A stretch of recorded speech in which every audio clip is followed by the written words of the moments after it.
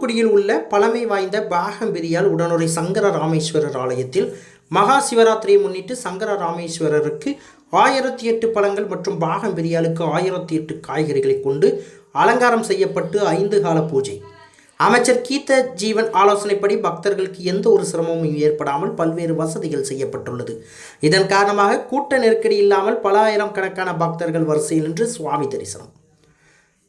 கலை நிகழ்ச்சிகள் எல்லாம் நடக்கிறது, சிறப்பாக நடைபெற்று வருகிறது. அவற்றின் தொடர்ச்சியாக மங்களை வெகு சிறப்பான முறையிலே 214 திருவிளக்கு பூஜை, சிவலிங்க பூஜைக்காக குழந்தைகளை இப்பொழுது வரிசையாக அழைக்கிறோம். இந்த மாறுவேட போட்டியிலே ஆன்மீக வகுப்பு ஆசிரியர் திருமதி அகிலா சேகர் அம்மா அவர்கள் இணைந்திருக்கிறார்கள். மகா சிவராத்திரி விழா இன்று நாடு முழுவதும் வெகு சிறப்பாக கொண்டாடப்பட்டு வருகின்றது.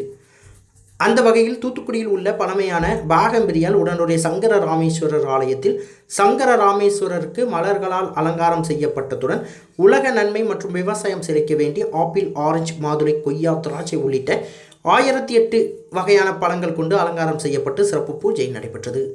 பாகம்பிரியாலுக்கு தக்காளி, வெண்டைக்காய், அவரைக்காய் உள்ளிட்ட அனைத்து வகை காய்கறிகள் என 1008 காய்கறிகளை கொண்டு அலங்காரம் செய்யப்பட்டு சிறப்பு பூஜை மற்றும் தீபாராதனை நடைபெற்றது. இரவு 6 மணி முதல் அதிகாலை வரை நடைபெற்ற 5 கால பூஜையில் பல்லாயிரக்கணக்கான பக்தர்கள் கலந்து கொண்டு சுவாமி மற்றும் அம்பாளை தரிசனம் செய்து வழிபட்டனர். சமூக நலன் மற்றும் மகளிர் உரிமைத்துறை அமைச்சர் கீதா ஜீவன் சிவராத்திரி விழாவினை முன்னிட்டு தூத்துக்குடி சிவன் கோவிலில் சுவாமி தரிசனம் செய்தார். அப்பொழுது திமுக மாநகர செயலாளர் SR ஆனந்தசேகரன், பெருமாள் கோவில் அறக்காவலர் குழு தலைவர் செந்தில்குமார், நிர்வாக அதிகாரி தமிழ்ச்செல்வி உள்ளிட்டோர் உடன் இருந்தனர்.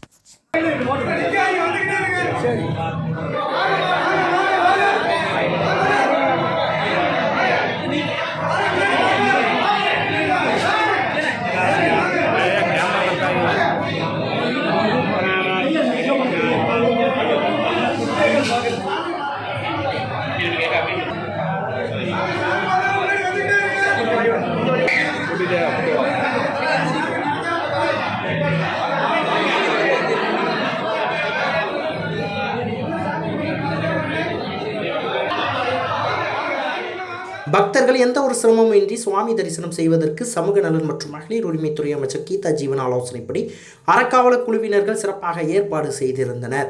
இதன் காரணமாக எந்த ஒரு கூட்ட நெரிசலும் இல்லாமல் நீண்ட வரிசையில் நின்று பக்தர்கள் சுவாமி தரிசனம் செய்து சென்றனர். மேலும் மாநகராட்சி ஃபாத்திமா நகர் சுகாதார நிலையம் சார்பில் சிவன் கோவில் வளாகத்தில் மருத்துவ முகாம் அமைக்கப்பட்டுள்ளது. இந்த நிகழ்ச்சியில் பெருமாள் கோவில் அறக்காவலர் குழு தலைவர் செந்தில்குமார், சிவன் கோவில் அறக்காவலர் குழு தலைவர் கந்தசுவாமி, சிவன் கோவில் நிர்வாக அதிகாரி தமிழ்ச்செல்வி, அறக்காவலர் குழு உறுப்பினர் PSK ஆறுமுகம், சிவன் கோவில் தலைமை பட்டர் செல்வம், பட்டர் சண்முகம் உள்ளிட்ட ஏராளமானோர் கலந்து கொண்டனர்.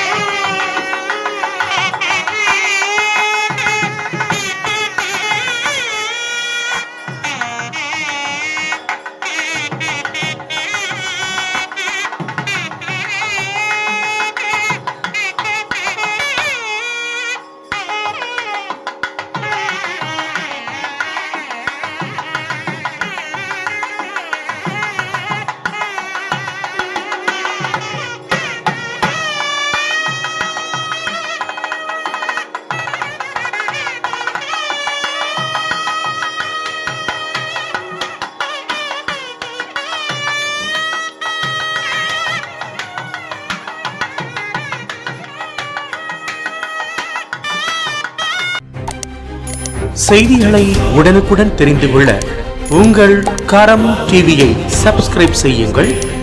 அதோடு பெல் பட்டனையும் கிளிக் செய்யுங்கள்.